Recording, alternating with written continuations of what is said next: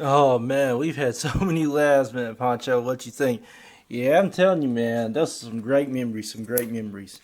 All right, Poncho. Now we're gonna talk a little bit about McKinley Dunson Jr. Bowser. Man, I know you know that guy very well. Yes, DJ Blazin. Yes, me and him were close friends, and I never can forget him. But tell me something, Poncho.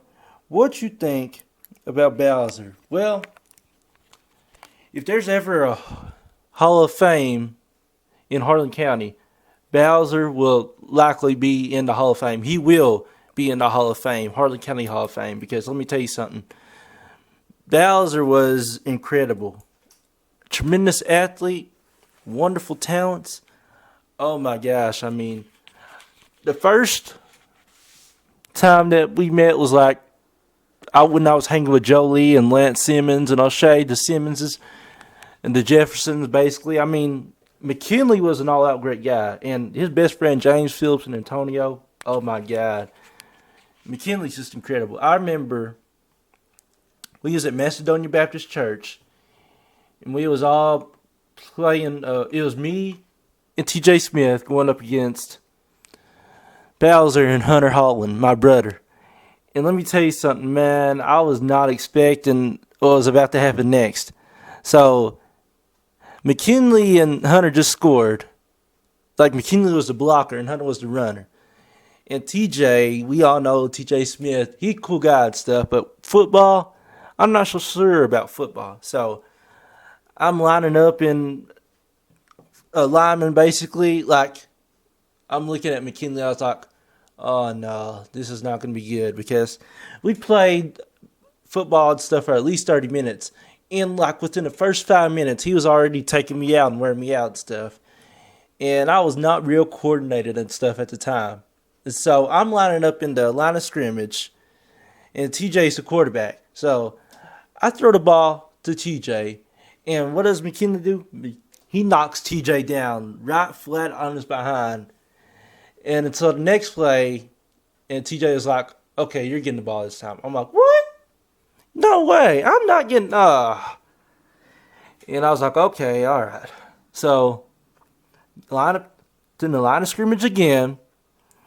TJ gets the ball, and McKinley, he instead of going after TJ this time, he follows me, and I'm like, I gotta cross McKinley up and stuff. And Hunter, he's only 3 or 4 years old at the time, so his speed hasn't even developed yet. So when I run, try to cross McKinley, I did. Like I got the ball and stuff because I was acting like I was a running back. Once TJ got the ball, he threw the ball right to me.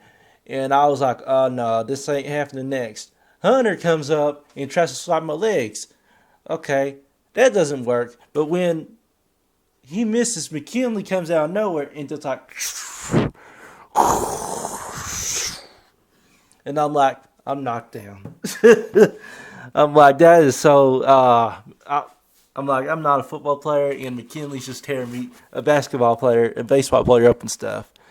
Man, but I remember him playing for Little League as well. He played with the Little League, Tri-City Little League Braves. Man, that team was good, but even though they lost to the Yankees in 2004, my cousin Robbie Hockham, McKinley still did wonderful. And he played with me in the middle school baseball. Oh, man. Getting hits and runs. He was just all out tremendous. The last couple of times that I seen McKinley though, like we was having fun, the bus and stuff, just going all out and stuff. And McKinley was on his way of being a real hip hop star. Like he had potential. Like he was getting ready to go somewhere. I think promoters and producers was looking at him at the time. I'm not for sure because him and James Phillips, Kedrick White, a couple of people was in the business with him as well. But the last couple of months, like, it's just wild though, because in April of 2011, there was a new guy that just came in, Nate Waters. It was me, him, McKinley, Tonio, and Robert Lewis. And we was at the event or something, and they was asking these boys, well, are y'all saved or whatnot? And They was like, no, but we want to get saved. And it was Antonio, Nate, and McKinley that got saved that day on April 6th. And I was like, I praise God that McKinley got saved and rung his soul to the Lord, because that is an awesome moment. And his preacher was asking, well, you just need to work on me and Robert to get saved. And McKinley pointed out, he's like, man, he already saved. He knows what it's like to live the Christian life. And he was like, well, the preacher was like, well, okay, we just need to work on Robert. But the last week before McKinley passed, I think we all was at a party, Lynch Social Club, that is. And everybody was dancing, everybody was going wild, or either just chilling and stuff. And me and McKinley, we was just chilling and stuff. And on multiple times, McKinley would try to get me to drink. If it wasn't him, it was Jamil or somebody else. And I'm like, no, I'm going to Virginia. Nope, I'm going here. Nope, I'm saved. I'm not doing that stuff. But the last week, we all was at that party and stuff. McKinley, I seen a change in him. Because usually the first thing he would do is go after a beer or an alcohol use or a cigarette. But no, he did not go after any of those. But we always dance with girls and stuff. But McKinley's like, somebody was asking him, why aren't you drinking stuff? And he was like, man, I'm trying to change my life. I'm changing my life. I'm not doing this stuff anymore. And a couple people was laughing. I'm like, I'm serious. And I could tell there was a difference in McKinley, because the look in his eyes told me that he was truly doing business. And so the next week comes, Thursday, that is. Go to Martin's Fort Lake, McKinley and them do.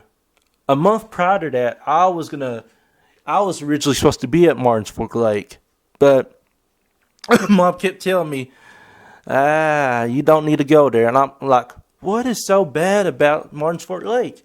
And I heard like 3 or 4 blacks get killed or whatever, and I'm like, oh no.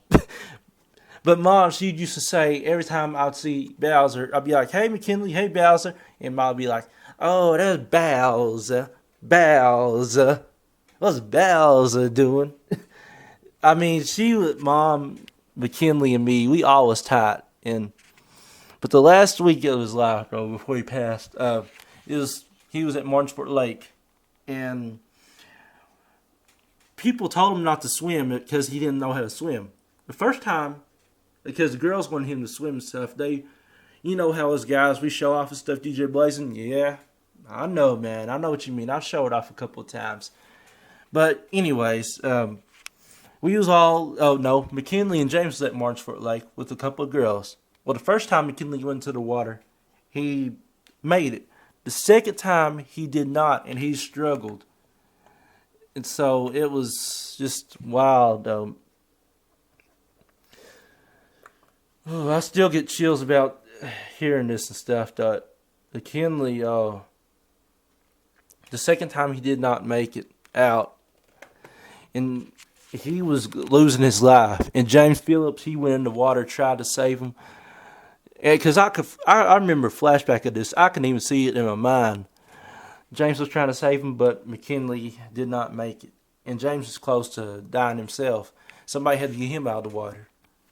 But I think to this day, if McKinley was still alive, because 2 months before his death, I was just getting into the music business. But he gave me some advice. He heard my first song, the HC Powerline Beware remix, and he was like, man, okay, you got to make sure that you keep your rhymes good straight. You got to make sure that your rhymes make sense. He's like, you're doing good, but you need to elevate your game. Like, whenever somebody says something, you respond back with a statement. Whenever somebody asks a question, you respond with an answer. And he was a great mentor, even though he only mentored me for 2 months. If he was alive today, he probably would be the #1 rap star. And he probably would do videos just like I'm doing right now, if not better. But he is truly a great legend, McKinley is. And he will forever be one of Harlan County's greatest legends and one of Harlan County's best athletes and persons of all time.